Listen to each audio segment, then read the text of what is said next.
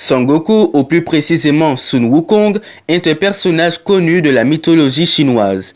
L'histoire débute en 629 après Jésus-Christ, quand un moine bouddhiste nommé Xuanzang part à l'Inde pour chercher les écrits de Bouddha, les traduire, puis les ramener en Chine pour explorer, étudier la sagesse ainsi que toute l'Asie. Plus tard, au VIe siècle, son aventure sera racontée par un romancier nommé Wu Chenggen. Il l'intitule Le Voyage en Occident. Ce roman est considéré comme une figure parmi les 4 grands romans de Chine. Ce nom, Sun Wukong, sera popularisé par Osamu Tezuka, considéré comme le dieu du manga et qui est à la fois créateur d'Astro Boy. Sous un nom transcrit en japonais de Sangoku, dont il crée le manga Boku no Sangoku, traduit en Mon Sangoku, qui retrace les grandes lignes du roman, tout en ajoutant sa petite sauce, donc par là des histoires, des personnages et l'appropriation de l'œuvre. 31 ans plus tard, son petit élève Akira Toriyama s'inspira à son tour du Xiaoji en créant le manga Dragon Ball. Des propres aveux de l'auteur, je cite, « Au début de mon histoire, j'ai voulu recréer l'œuvre originale, mais j'ai changé d'orientation en cours de route et ça se voyait. » Entre le singe légendaire et Sangoku, de fortes ressemblances y sont.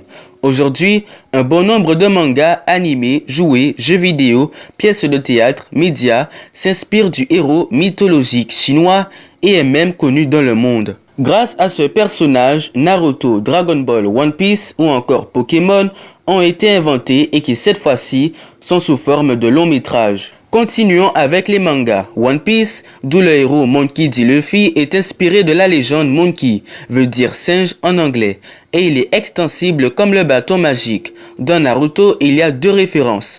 Le roi des singes Enma a l'apparence du roi singe et se transforme en bâton indestructible comme l'arme d'excellence du héros.